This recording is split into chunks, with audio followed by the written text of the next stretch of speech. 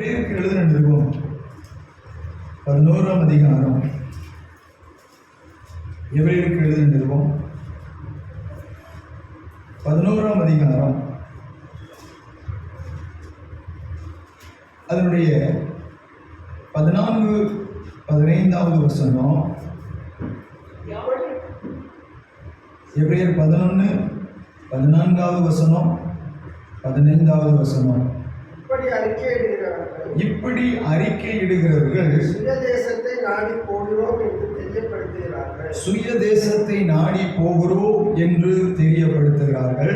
தாங்கள் விட்டு வந்த தேசத்தை நினைத்தார்களானால் அதற்கு திரும்பி போவதற்கு அவர்களுக்கு சமயம் கிடைத்திருக்குமே. ஆமென், சமயம் கிடைத்திருக்குமே. பாருங்க, 13வது வசனம் என்ன சொல்லுது?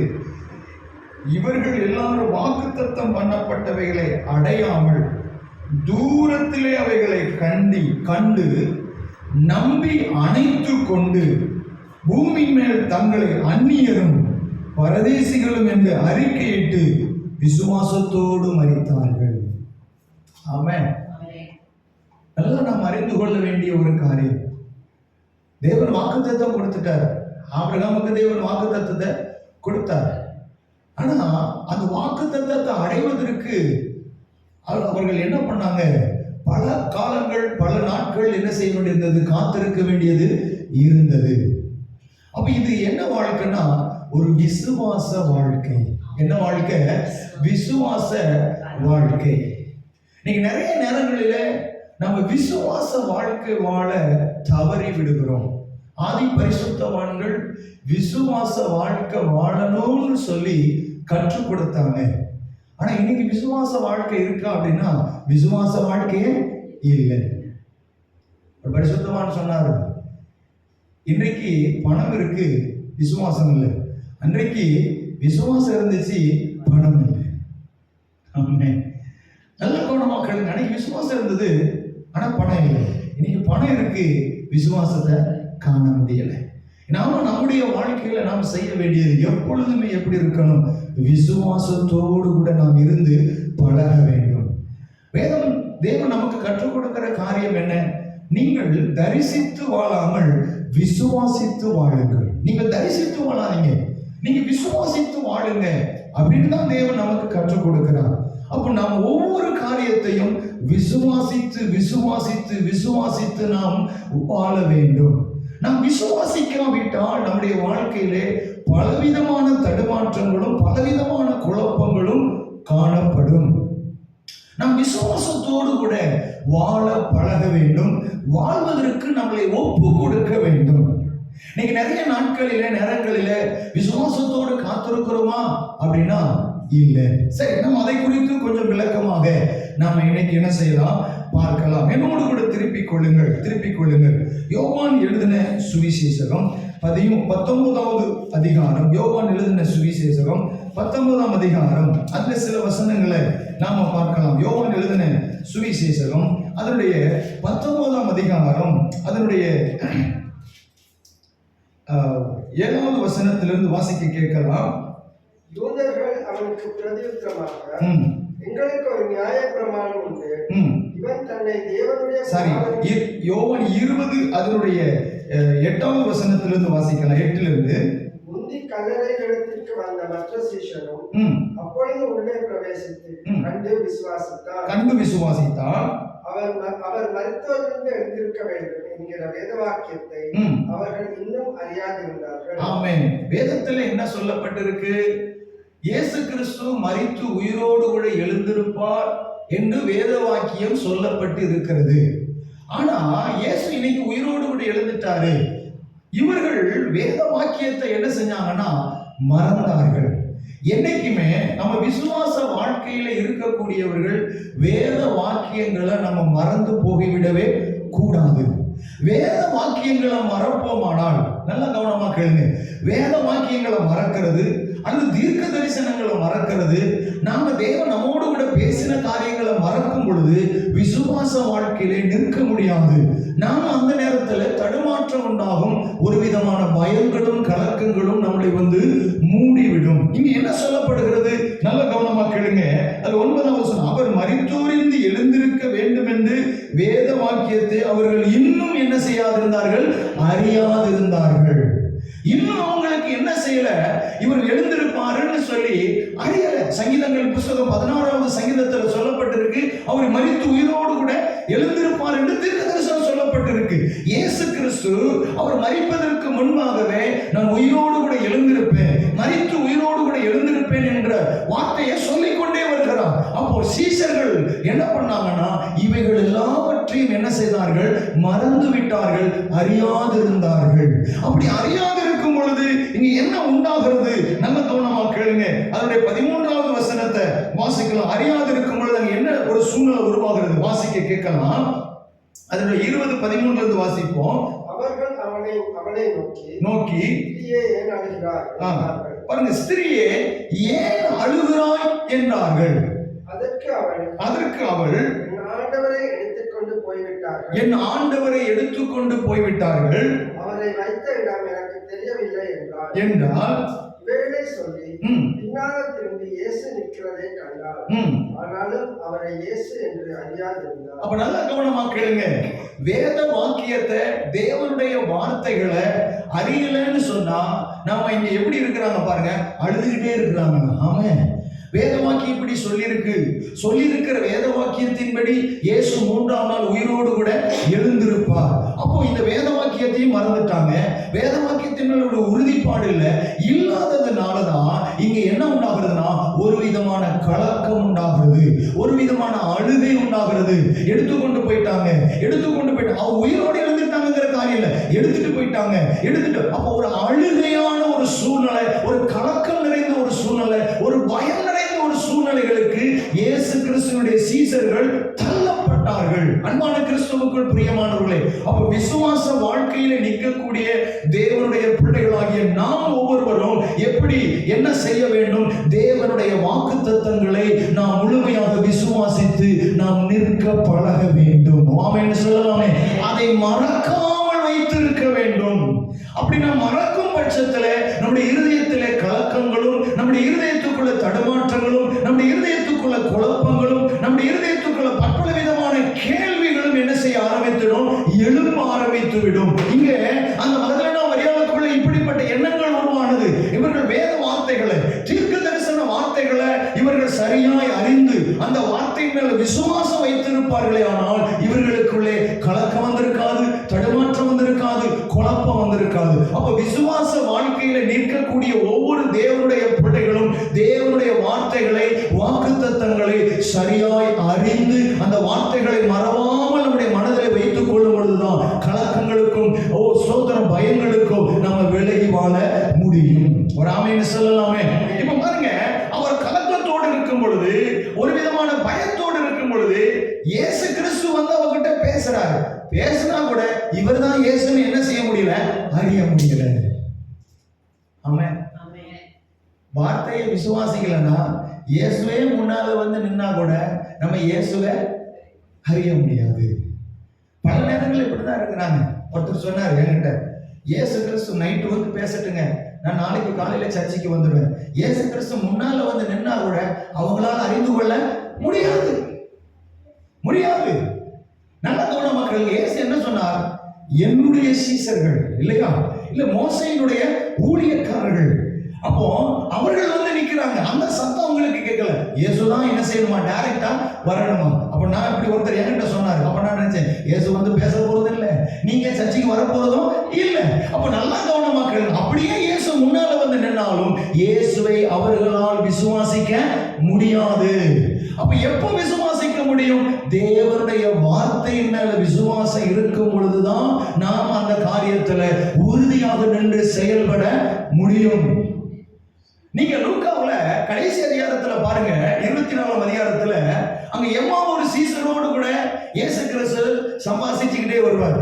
அவர் பார்க்கும் பொழுது அவங்க இருதயம் எல்லாம் கலங்கி இருக்கும், அவங்க இருதயம் பயந்து போயிருக்கும். அப்ப இயேசு கிறிஸ்து அவங்க கூட சொன்ன காரியம் என்ன, அவர் என்ன சொல்வாரு, தீர்க்க தரிசன ஆகமத்தில் இப்படி எழுதப்பட்டிருக்கிறதே, நியாய பிரமாணத்தில் இவைகள் எழுதப்பட்டிருக்கிறதே, இயேசு மரித்து உயிரோடு கூட எழுந்திருப்பார் என்று எழுதப்பட்டிருக்கிறதே, இதை நீங்கள் விசுவாசிக்க விசுவாசிக்கவில்லையா? இதை நீங்கள் விசுவாசிக்கவில்லையா? அப்ப நல்லா கவனமா கேளுங்க. நாம தேவனுடைய வார்த்தைகளை, வாக்குத்தத்தங்களை விசுவாசிக்கும் பொழுதுதான் நம்முடைய இருதயத்துக்குள்ள இருக்கிற கலக்கங்களும் பயங்களும் குழப்பங்களும் நம்மை விட்டு முழுமையாக விலகி போகும். ஆமென்.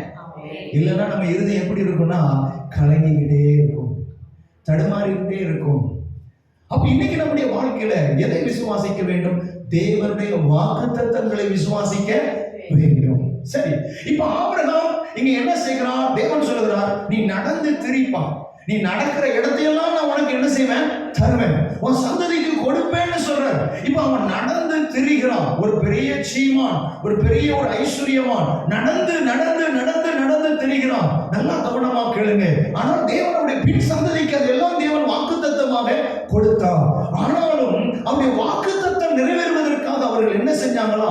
நிறைவேறும் நிறைவேறும்னு சொல்லி அந்த நிச்சயத்தோடு ஓடிக்கொண்டே இருந்தார்கள். ஒரு ஆமென்னு சொல்லலாமே, ஒரு ஆமென்னு சொல்லலாமே. நிறைய காரியங்களை நாம் நல்லா கவனிச்சு பாருங்க. மோசே அரண்மனை வாழ்க்கை வாழ்ந்து கொண்டிருந்தான். திடீர்னு ஒரு எபிரேயனுக்கு சப்போர்ட் பண்ணினதுனால அவர்கள் எகிப்தை விட்டு போய் வனாந்தரத்துல வாழ வேண்டிய சூழ்நிலை இருந்தது. நல்லா கவனமா கேளுங்க. இப்போ என்னைக்குமே ஒரு ஒரு சுகபோகமான வாழ்க்கையை யாருமே விடவே மாட்டாங்க, அப்படிதானே? இப்ப நாம ஒரு அரண்மனையில் இருக்கிறோம், அரண்மனைக்கு யார் எங்கே அப்படின்னு சொல்லும் பொழுது ஒரு 10 பேர் வந்து நின்னாங்கன்னா நமக்கு எப்படி இருக்கும்? இல்ல ஒரு கூட்டமா நம்ம பின்னால ஒரு 10 பேர் வராங்க அப்படின்னா நமக்கு எப்படி இருக்கும்? ஆமா, இன்னைக்கு அதான் இல்ல மக்கள் விரும்புறாங்கல்ல. ஆனா மோசே என்ன பண்ணாருன்னா, எனக்கு இந்த வாழ்க்கை வேண்டாம், எனக்கு இந்த வாழ்க்கை வேண்டாம். நெல்லை ஜெபராஜ் அவர்கள் ஐயா அவர்கள் சொன்னாங்க, காலம் மரித்தவர் ஐயா அவர்கள் சொன்னாங்க, நான் எல்லாத்துக்காகவும் நான் ஜெபம் பண்ணுவேன் அப்படின்னு. ஒரு சமயத்துல அவர் சொன்ன காரியம், நான் எல்லாத்துக்காகவும் ஜெபம் பண்ணேன். ஒரு சமயத்துல அவர் என்ன சொன்னார்னா, நீங்க யாரையும் தேடி போகாதீங்க, முட்டி போட்டு தேவனுடைய முகத்தை பாருங்க, தேவன் நம்முடைய தேவைகள் என்ன செய்வாரு? சந்திப்பார். ஒரு வார்த்தை அழகா சொன்னாரு. இயேசு பேதுருவிடத்துல சொன்னாரு, வரி கேட்கிறான் அப்படின்னு சொன்ன உடனே, நீ போ கடலுக்குள்ள போய் மீன் வளைய மீன் இது தூண்டில் போடு, அங்க ஒரு சின்ன மீன் அகப்படும், அதை திறந்து பாரு, அதுக்குள்ள ஒரு வெள்ளி காசு இருக்கும் அப்படின்னு சொன்னார் இல்லையா? அவன் சொல்றான், அந்த இதுல இருந்து எடுத்து எனக்கு உனக்கு போய் அதை தீர்வையை கொண்டு போய் கட்டு அப்படின்னாரு. அப்ப தேவன் அவர் சொன்ன காரியம் என்னன்னா, நீ தேவனை நோக்கி பார்த்து கொண்டே இருந்தான். அவன் வசதி உள்ளவங்க பெரியவங்க இப்படிலாம் நீ பார்க்காம நீ தேவனை நோக்கி பார்த்து கொண்டிருந்தால் இயலாத முடியாத ஏழை மக்களை கொண்டே கர்த்தர் எல்லா தேவைகளையும் என்ன செய்வான்? பூர்த்தி செய்வார். ராமன் சொல்லலாமே. பெரிய மீன் வந்துச்சா சின்ன மீன் வந்துச்சா? சின்ன மீன். ஆமாவா? கரையில் என்ன மீன் வரும்? திமிங்கலமா வரும், சின்ன மீன் தான் வரும். அப்ப தேவன் சொல்லுகிறார், நாம தேவனுடைய முகத்தை பார்க்க பார்க்க பார்க்க தேவன் கட்டாயமாய் நமக்காக பெரிய பெரிய காரியங்களை செய்வார். அப்ப நாம செய்ய வேண்டியது, மோசே என்ன செய்யணும்? ஐயா, நான் எல்லாத்தையும் விட்டுட்டு நான் தேவனை விசுவாசிக்கிறேன், தேவனுடைய வாக்குத்தத்தங்களை விசுவாசிக்கிறேன். அவனுடைய உள்ளத்துக்குள்ள ஒரு ஏறுதல் இருந்துகிட்டே இருந்தது. கர்த்தர் என்னை வைத்து இந்த இஸ்ரவேல் ஜனங்களுக்கு ஒரு மாற்றத்தை கொடுப்பார், என்னை வைத்து ஒரு மாற்றத்தை கொடுப்பார். இது போய் போய் கிட்டத்தட்ட 40 வருஷம் காத்து இருக்க வேண்டிய ஒரு நிலை உருவாச்சு. யோசித்து பாருங்க, அவருக்குள்ள இருந்த அந்த எண்ணமே ஒரு சமயத்துல ஒரு சமயம் அப்படியே சோர்ந்து போய் அழிஞ்சிருக்கும் இல்ல. ஆனாலும் தேவன் என்ன செய்யல? மறக்கல. ஒரு அல்லேலூயா சொல்லுங்களேன். அவன் எதற்காக எகிப்தை விட்டு வெளியே போனானோ, எந்த காரியத்துக்காக அவன் துரத்தப்பட்டானோ, அவன் விசுவாசத்திலே நின்றபடியினால் தேவன் அதில் கணக்களை வைத்து தேவன் ஒரு பெரிய கூட்டத்திற்கு அவர் தலைவனாக எடுத்து நிறுத்தினார். ஒரு ஆமென்னு சொல்லலாமே. அப்ப விசுவாச வாழ்க்கையில தேவனுடைய பிள்ளைகளாகிய நாம் ஒவ்வொருவரும் கடந்து வர வேண்டும். ஆமென். நீங்க ஒரு சின்ன விசுவாசத்துக்கு காரியத்துக்கு கூட விசுவாசிக்க மாட்டாங்க. எனக்கெல்லாம் ஆரம்ப நாட்களில் சொல்லி கொடுத்தவங்க என்ன சொன்னாங்கன்னா, 10 ரூபா சோப்புக்கு என்ன செய்யணும்? 1 ரூபாய் ஆயில் பாக்கெட்டுக்கும் ஜபம் பண்ணி வாங்க அப்படிமா. முட்டியில நின்று ஜபம் பண்ணணும்னு சொல்லுவாங்க. இன்னைக்கு நாம என்ன பண்றோம்? முட்டியில நின்று ஜபம் பண்றோமா? எடுத்த உடனே இஎம்ஐ தான் போடுறோம். ஆமென். முட்டியில நிக்கணும். அப்ப நல்லா கவனமா கேளுங்க. அன்னைக்கு அப்படியெல்லாம் நின்று நின்று நின்று ஜெபிச்சதுனால அது கொஞ்சம் காலதாமதமா தான் கிடைச்சிச்சு. ஆனா கிடைச்சா கூட இன்னைக்கு வரைக்கும் அது நிலைச்சு நின்று கொண்டு இருக்கு. ஆமென். நம்ம ஜெட்டு வேகத்துல போகிறதுனால எல்லாமே என்ன செஞ்சிருது? கையை விட்டு போயிடுது. அன்றாட கர்த்தருடைய ஜனமே. அப்ப எல்லா காலத்திலையும் தேவனை விசுவாசித்து அவருடைய சத்தத்தை கேட்டு கேட்டு கேட்டு கேட்டு கேட்டு நாம் நடப்பதற்கு பழக வேண்டும். ஆமென். அல்லேலூயா. ஒரு முறை என்னுடைய பொண்ணுடைய ஃபீஸுக்காக நான் தேவனிடத்தில் ஜெபம் பண்ணேன். ஆண்டவரே, நைட்டு 12 மணி 1 மணி இந்த மாதிரி சமயங்களில் ஜெபம் பண்ணேன். ஆண்டவரே, ஃபீஸ் கட்டணும், ஃபீஸுக்கு ஒரு வழியும் இல்லை, ஆனால் இன்னொரு நபர் எனக்கு தரேன் அப்படின்னு என்ன செஞ்சுருந்தாங்க, சொல்லியிருந்தாங்க. ஆனால் எனக்கு அவர்கிட்ட வாங்குறதுக்கு என்ன இல்லைன்னா மனமே இல்லை, ஆவியில் ஒரு நடத்துதலே இல்லை. அப்போ தேவன்கிட்ட நான் சொன்னேன், நீங்கள் எனக்கு என் தேவைகளை என்ன செய்யணும், சந்திக்கணும். இது ஒரு சின்ன அமௌண்ட் இல்லை, ஒரு பிக் அமௌண்ட், ஆனால் இந்த தேவைகளை நீங்கள் சந்திக்கணும் அப்படின்னு சொல்லி நைட்டு 12 மணி 1 மணி 2 மணி வரைக்கும் உட்காந்து ஜாம் பண்ணி பாடியெல்லாம் டயர்டாகி சொந்து போய் அப்படியே என்ன செஞ்சாச்சு, படுத்தாச்சு. ஆமாம். ஒரு சத்தம் இல்லை, ஒரு சொப்பனை இல்லை, ஒரு வார்த்தை இல்லை, எதுவுமே இல்லை. ரொம்ப கஷ்டமா இருந்துச்சு. ஆண்டவரே, ஏதாவது ஒன்று பேசினா நல்லா இருக்குமே, ஏதாவது ஒரு தரிசனம் கொடுத்தா நல்லா இருக்குமே, ஏதாவது ஒரு வார்த்தை சொன்னா நல்லா இருக்குமே. ஒண்ணுமே இல்லைங்க, ஒண்ணுமே இல்லை. மறுநாள் காலையில நான் ஏதோ ஒரு வேற ஒரு காரியமாக ஒரு அம்மா வீட்டுக்கு கடந்து போனது. அவங்க எனக்கு முன்னப்பண்ண ரொம்ப பழக்கமும் கிடையாது. ஃபர்ஸ்ட் டைம் நம்ம அவங்க வீட்டுக்கு போறோம். முன்னப்பண்ண பழக்கம் கிடையாது, எந்த விதமான காரியங்களும் நெருக்கங்கள் கிடையாது. ஆனால் அவங்க வீட்டில் போய் உட்காரும் பொழுது, உட்காருங்க தம்பின்னு சொல்லி தண்ணியெல்லாம் கொடுத்தாங்க, ஃபார்மாலிட்டி டீ எல்லாம் கொடுத்து நல்லா விசாரிச்சுக்கிட்டு இருந்தாங்க. அப்போ அவங்க கையில் நான் ஒன்று வாங்க வேண்டியது வாங்கிட்டு நான் கிளம்புறேன் அப்படின்னு சொல்லி கிளம்பும் பொழுது, உட்காருங்க அவசரப்படாதீங்க, உட்காருங்க அப்படின்னு சொன்னாங்க. வயது ரொம்ப அவங்க அந்த அம்மாவுக்கு. அப்போ சொன்னாங்க, உங்கள் சர்ச்சைக்கு ஏதாவது வேணுமான்னு கேட்டாங்க. அப்போ நான் சொன்னேன், அம்மா, நான் இருக்கிற இடமே நல்ல லக்ஸூரியான இடத்துல இருக்கிற மாதிரி இருக்கு. ஏர் கண்டிஷன் 5 ஏசி இருக்கு. அவன் ஒரு பெரிய ஹால் இருக்கு. அவன் நீங்கள் என்ன நினைச்சீங்கன்னா வசதி குறைஞ்சவனே நினைச்ச மாட்டீங்க, சொல்ல மாட்டீங்க. அப்படிப்பட்ட ஒரு நிலைமை. அப்போ இப்படிப்பட்டவங்களுக்கு குறைவாக இருக்குமா? இல்லை, ஒரு நல்ல ஒரு லைஃப்ல இருக்காங்க அப்படின்னு நினைப்பாங்க. ஃபேனு, டியூப்லைட் எல்லாமே இருக்கு. எல்லாத்தையும் கர்த்தர் என்ன செஞ்சிருக்கிறாரு, தந்திருக்கிறார், நல்லா தான் வச்சிருக்கிறாரு. அப்போ மறுபடியும் அவங்க என்ன செய்யறாங்க, கேட்குறாங்க, உங்களுக்கு என்ன வேணும் கேளுங்க. இல்லைப்பா எல்லாம் இருக்கு அப்படிங்கிறாங்க. அப்போ அவங்களே வாலண்டியர் கேட்டாங்க, உங்களுக்கு எத்தனை பிள்ளைகள்? அப்போ பிள்ளைகள் என்ன பண்ணுறாங்க, இந்த மாதிரி செய்கிறாங்க. ஃபீஸ் கட்டிட்டீங்களான்னு கேட்டாங்க. இல்லை, கட்டலைன்னு சொன்னாங்க. அப்போ கொஞ்சம் வெயிட் பண்ணுங்கன்னு சொல்லி உள்ளே போயிட்டு ஒரு பெரிய அமௌண்ட்டை கையில் என்ன செஞ்சாங்க, கொடுத்தாங்க. ஒரு அல்லேலூயா சொல்லலாமே. நல்லா கவனமாக கேளுங்க. நான் தேவனிடத்தில் சொன்னேன், நான் அங்கே வாங்க மாட்டேன், ஆனால் எனக்கு நீங்க என்ன செய்யணும், சந்திக்கணும் அப்படின்னு நான் சொல்லியிருந்தேன். அன்பு கிறிஸ்துவுக்குள் பிரியமானவர்களே, தேவன் இந்த பண தேவைகளை சந்தித்ததுக்கு அப்புறம் நான் அந்த பணத்தை என்ன செய்யல, வாங்கல. ஒரு அல்லேலூயா சொல்லுங்களேன். அப்ப தேவன் என்ன இருக்கிறார், நான் உன் கூட இருக்கிறேன், உன் தேவைகள் எல்லாவற்றையும் நான் என்ன செய்வேன், சந்திப்பேன். ஆமென். நமக்கு யார் சந்தோஷமா இருக்கணுங்க, தேவன் தான் நமக்கு சந்தோஷம். நமக்கு எதிர்காலம் யாரா இருக்கணும், தேவன் தான் நமக்கு எதிர்காலம். நம்முடைய சந்தோஷம் இவர்கள், அது நம்முடைய மகிழ்ச்சி இங்கிருந்து வருகிறது என்று சொல்லி நம்முடைய சந்தோஷமும் நம்முடைய எதிர்காலமும் இவங்க தான் அப்படின்னு சொல்லி நம்ம முடிவுக்கு வந்துட்டோம்னா பிரச்சனைகள் என்ன செய்யும், வரும். நம்முடைய எதிர்காலம் நம்முடைய இயேசு கிறிஸ்து, நம்முடைய சந்தோஷம் நம்முடைய இயேசு கிறிஸ்து. ஆமென். நம்முடைய நம்பிக்கை நம்முடைய ஆண்டவராகிய இயேசு கிறிஸ்து அப்படின்னு சொல்லி எல்லாமே அவர் மேல வைத்துக் கொண்டே இருப்போமானால், அன்பு கிறிஸ்துவுக்குள் பிரியமானவர்களே, நாம் ஒரு நாளும் ஒருபோதும் வெட்கப்பட்டு போவதே இல்லை. ஆமென்.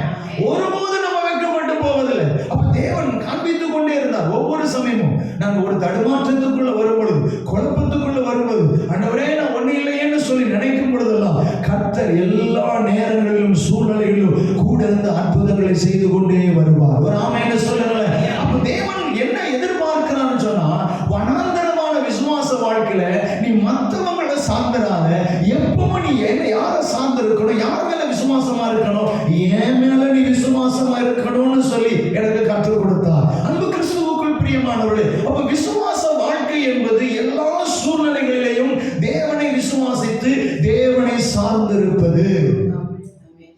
ஆமென். ஒரு அல்லேலூயா சொல்லுங்களேன். ஒரு அல்லேலூயா சொல்லுங்களேன். ஆமென். வனாந்தரத்துல காடை வருமா, வரும். தண்ணி வருமா, வரும். மேகம் வருமா, வரும்.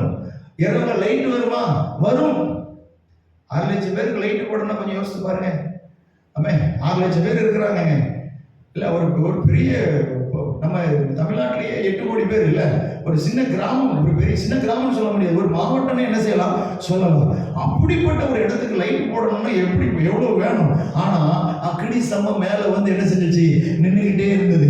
அந்த ஜனங்களுக்கு பயம் இல்லை. அந்த ஜனங்க இரவில் எப்படி இருந்தாங்கன்னா தைரியத்தோடு இருந்தாங்க. ஒரு ஆமை என்ன சொல்லுங்க, ஏன்னா இருட்டு வந்தாதான் பயம் வரும். அங்க என்ன இருக்கா, வெளிச்சம் இருந்து கொண்டே இருக்கிறதா. ஒரு ஆமை என்ன சொல்லலாமே. அப்ப நல்லா கவனமாக்கல. சில நேரங்களில் நம்முடைய கண்களுக்கு இருட்டா இருக்கிறது போல தெரியும், இருட்டா இருக்கிறது போல தெரியும்.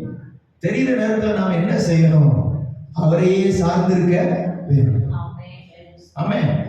வனாந்தரத்துல இரவு நேரத்துல எங்க பார்த்தாலும் காடாதான் இருக்கும் இல்ல, எங்க பார்த்தாலும் இருளாதான் இருக்கும். அதுவும் காடு பாலைவனங்கள் இந்த மாதிரி சொன்னா ரொம்ப பயமே நமக்கு இருக்கும். ஆனா இந்த வெளிச்சம் நம்ம கூட இருக்கும் பொழுது அந்த இருளுக்குள்ள நமக்கு ஒரு பாதை என்ன செய்யப்பட்டிருக்கிறது, காண்பிக்கப்பட்டு கொண்டே இருக்கிறது. ஒரு ஆமென் என்று சொல்லலாமே. இந்த மாதிரி சமயத்துல நாம் என்ன செய்வது, என்னோட கூட திருப்பிக் கொள்ளுங்கள். ஏசாயா தீர்க்கதரிசன புஸ்தகம் 50ஆம் அதிகாரம். ஏசாயா தீர்க்கதரிசன புஸ்தகம் 50ஆம் அதிகாரத்தை வேகமா திருப்பிக் கொள்ளலாம். ஏசாயா தீர்க்கதரிசன புஸ்தகம் 50ஆம் அதிகாரம் அதனுடைய 10வது வசனத்தை வாசிக்க கேட்கலாம். 50:10வது வசனத்தை வாசிக்க கேட்போம்.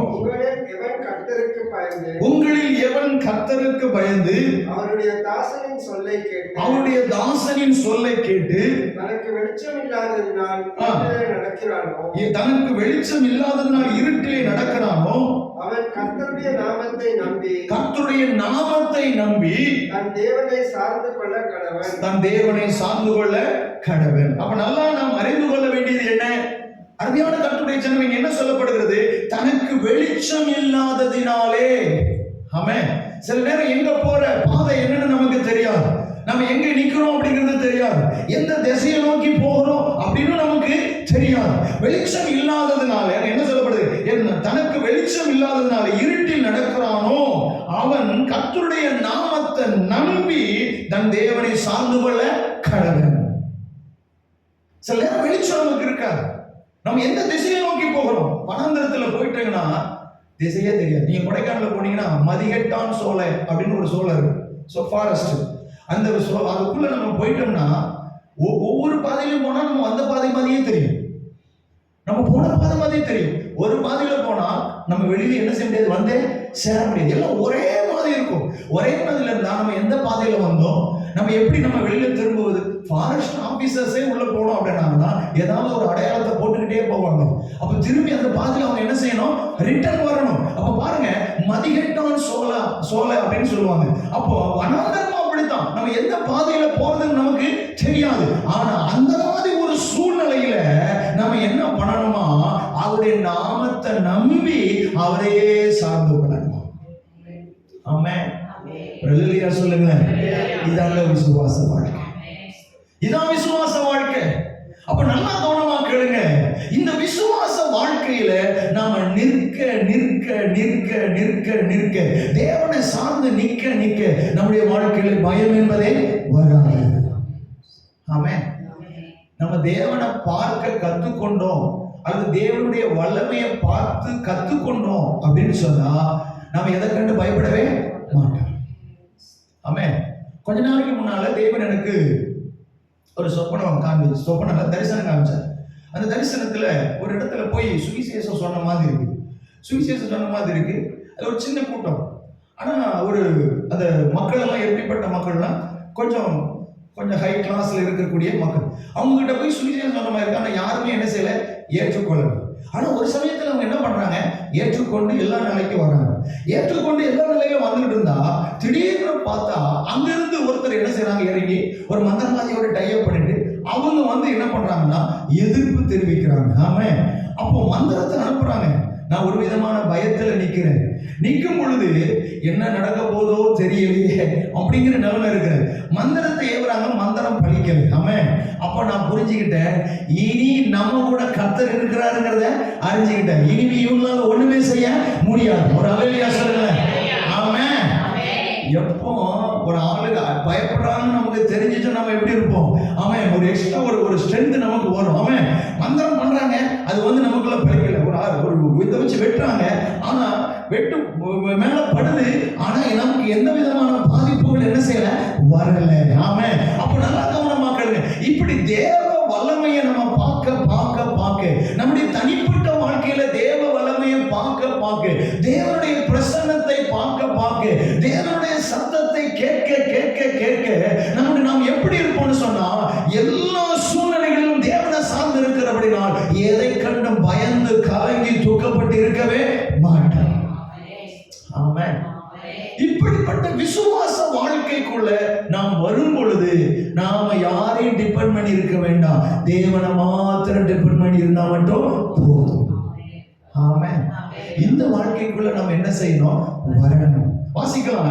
எபிரேயருக்கு எழுதின நிருபம் 11ஆம் அதிகாரம். எபிரேயருக்கு எழுதின நிருபம் 11ஆம் அதிகாரத்துல நம்ம மறுபடியும் அதே வசனத்தை வாசிக்க கேட்கலாம். எபிரேயருக்கு எழுதின நிருபம் 11ஆம் அதிகாரம் அதனுடைய 13வது வசனத்திலிருந்து மறுபடியும் வாசிக்க கேட்போம். இவர்கள் எல்லாரும் வாக்குத்தத்தம் பண்ணப்பட்டதை அவங்க என்ன செய்யலையாம்? அடையாமல் தூரத்திலே அவைகளை கண்டு நம்பி பாருங்க, அதை அடையல, ஆனா தூரத்திலிருந்து அவங்க அதை என்ன செய்யறாங்க? பார்க்கறாங்க. கானான் தேசத்தை என்ன செய்யறாங்க? தூரத்திலிருந்தே பார்க்கறாங்க, விசுவாசிக்கிறாங்க. தேவன் இதை நமக்கு தருவாரு, தேவன் நமக்கு தருவார். அப்ப விசுவாசத்தில் இவைகளை அணைத்து கொண்டு அறிக்கையிட்டு ஆமென், நாங்க அந்நியருங்க, நாங்க பரதேசிங்க அப்படின்னு விசுவாசத்தோட என்ன செஞ்சாங்களா? மரிச்சாங்களா? நாம பூமியில, நம்ம இந்த பூமியில இருக்கிற வரைக்கும் நாம யாருங்க? பரதேசி. அப்படிதானே? ஒரு வீட்டுல போய் பரதேசின்னு சொல்லி ஜோம் பண்ணாங்க. பாஸ்டர் வந்து என்ன சமைச்சிட்டு போயிட்டாரு அப்படின்ட்டாங்க. ஆமென். பரிசுத்தவான்கள் என்ன வார்த்தை சொல்லியிருக்காங்க? நான் அப்பதான் நினைச்சேன், இவங்க முன்னப்பட்ட இந்த வசனத்தை என்ன செய்யல, படிக்கல போல இருக்கு. அவன் படிக்காதவங்கிட்ட போய் இந்த வார்த்தையை சொன்னா அவங்க பேசுறதெல்லாம் எப்படி இருக்கும் அப்படின்னு சொன்னா அப்படியே வளர்ந்த மாதிரி பேசுவாங்க. ஆனா பைபிள்ல இந்த மாதிரி வார்த்தைகள் இருக்குங்கிறத நாம சொல்லலாம் அப்படின்னா ஏற்றுக்கொள்ள என்ன இல்லை, மனம் இல்லை. இங்க என்ன சொல்லப்படுகிறது? அந்நியரும் பரதேசிகளும் என்று அறிக்கையிட்டு. இந்த பூமியில் இருக்கிற ஒவ்வொரு நாளும் நம்ம எப்படிப்பட்டவங்க? அந்நியரும். நமக்கு நிரந்தர வீடு பரலோகம். ஆமா, ஆமாவா இல்லையா? நமக்கு நிரந்தர வீடு எது? பரலோகம் தான். அப்ப இந்த பூமியில நம்ம எப்படி இருக்கிறோம்?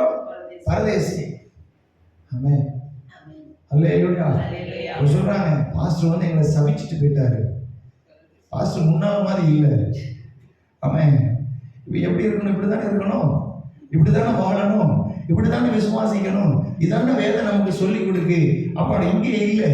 சோத்திரம். நல்லா கவனமா கேளுங்க. அம்மா, எல்லா சூழ்நிலைகளும் நாம இந்த பூமியில நமக்கு பூமி நமக்கு சொந்தம் அல்ல. இந்த பூமி நமக்கு சொந்தம் அல்ல. அப்ப நாம யாரு? பரதேசிகள்.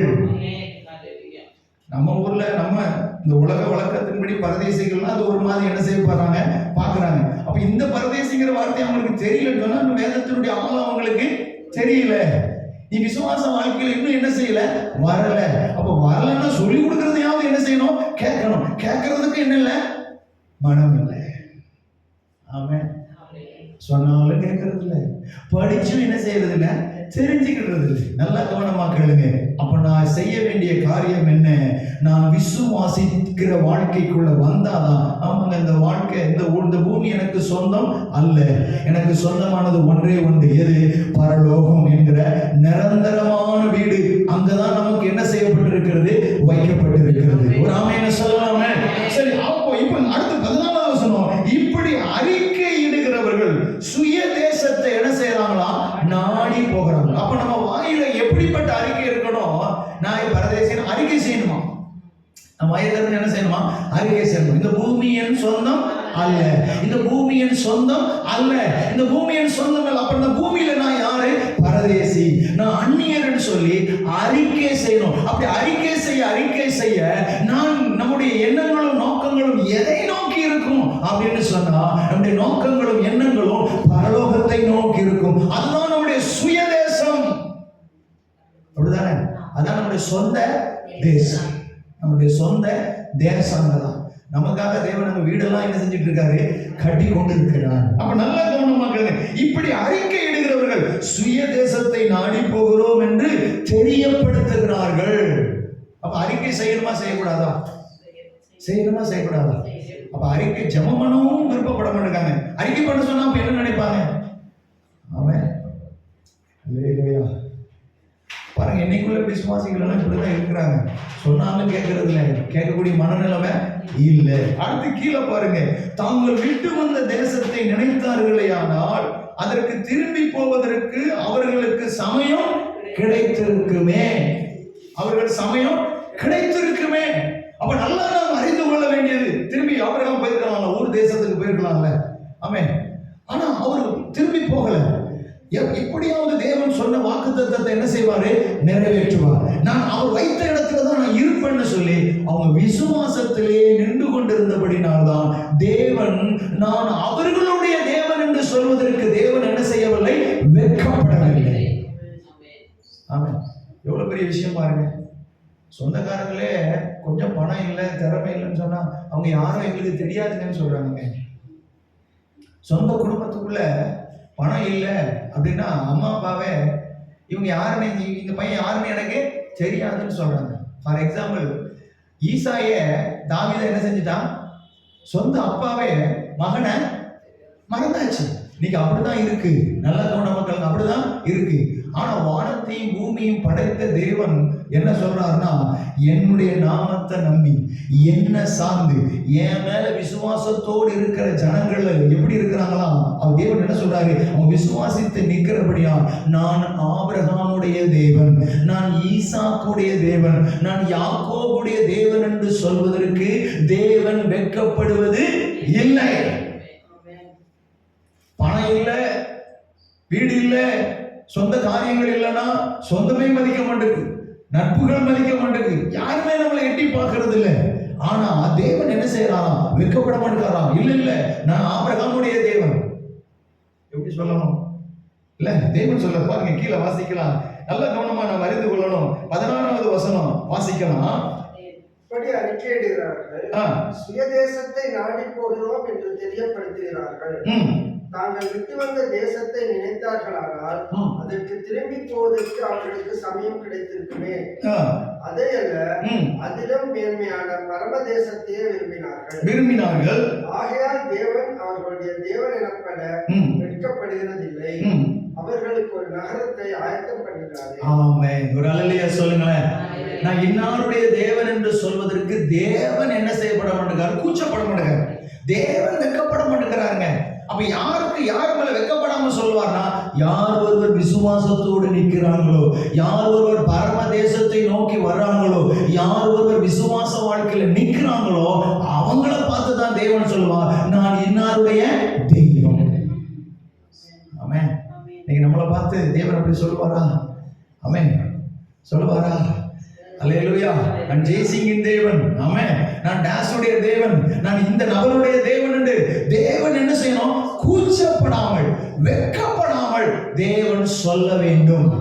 பைபிள்ல சொல்லுது, நான் ஆபிரகாமின் தேவன், நான் ஈசாக்கின் தேவன், நான் யாக்கோபின் தேவன், உங்கள் முற்பிதாக்களின் தேவன் என்று சொல்கிறார். மோசே கிட்ட தேவன் வந்து மோசையோடு பேசும்போது அவர் முதல்ல இன்ட்ரோடியூஸ் பண்றது எப்படி, தன்னை இன்ட்ரோடியூஸ் பண்றது எப்படி இன்ட்ரோடியூஸ் பண்றாரா? நான் ஆபிரகாமின் தேவன், நான் ஈசாக்கின் தேவன், நான் யாக்கோபின் தேவன், உன்னுடைய முற்பிதாக்களின் தேவன் நான். அப்போ அவருடைய தன்னை அறிமுகப்படுத்துறது எப்படின்னு சொன்னா, நான் உங்க அப்பாவுடைய தேவன் பான்னு சொல்லி அவங்கள சொல்லிதான் தன்னை என்ன பண்றாரு?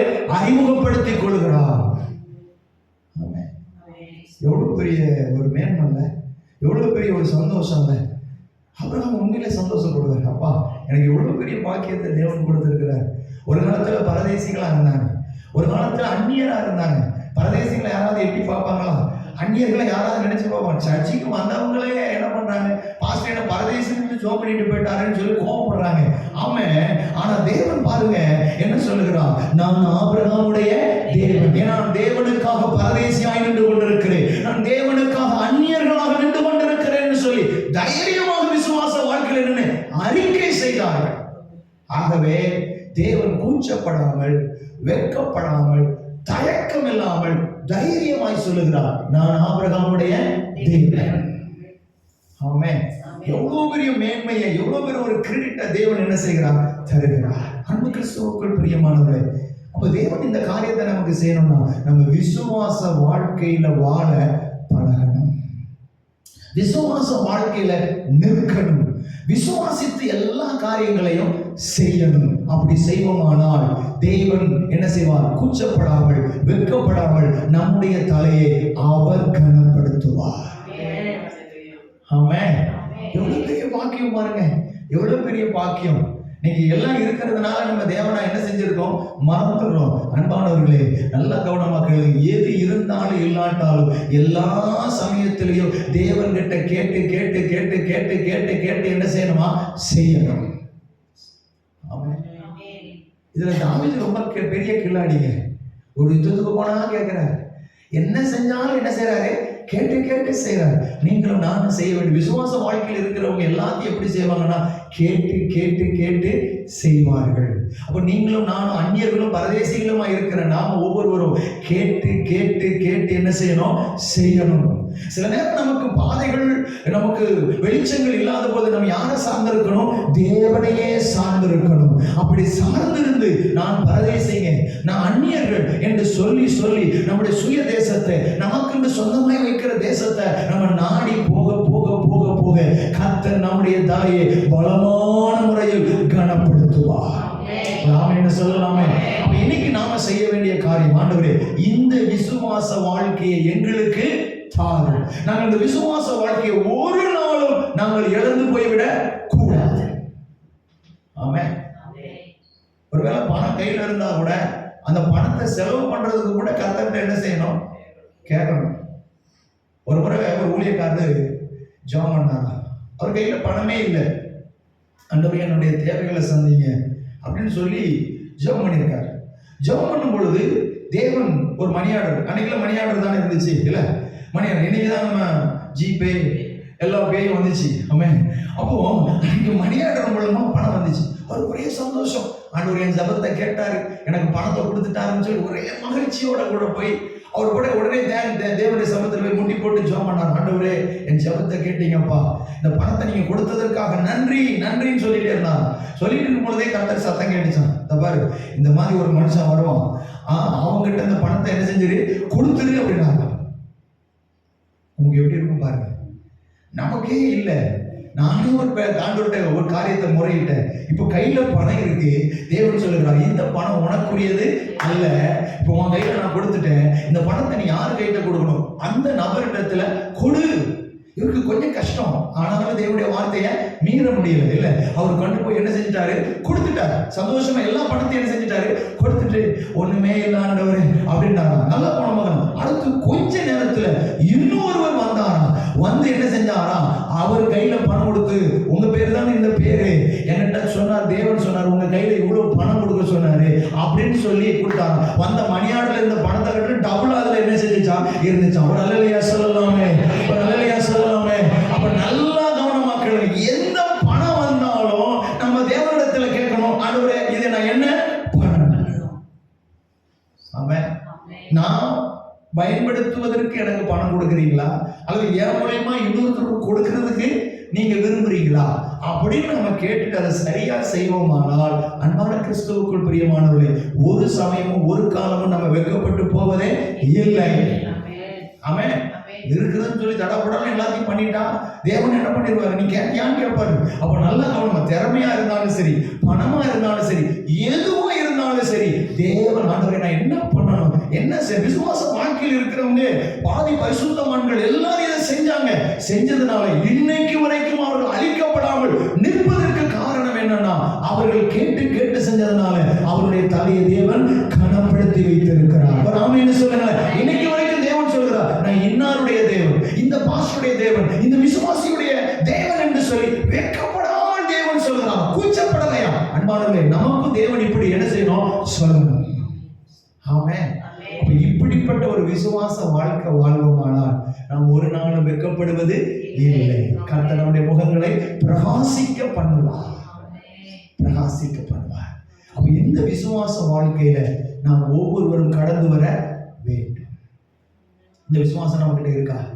ஒருவேளை இல்லைன்னு சொன்னா நம்ம தேவனிடத்துல கேட்கணும். ஒருவேளை ஆண்டவரே நான் இந்த தேசம் என் தேசம் அப்படின்னு நான் சொல்லியிருந்தேன்னா, இன்னைக்கு நான் ஒரு காரியத்தை சொல்லணும், இது நான் அந்நியரா இருக்கிறேன், பரதேசியா இருக்கிறேன், இது என் சொந்த தேசம் அல்ல, என் சொந்த தேசம் இனி வருகிற தேசம். ஒரு ஆமென் சொல்லுங்களேன்.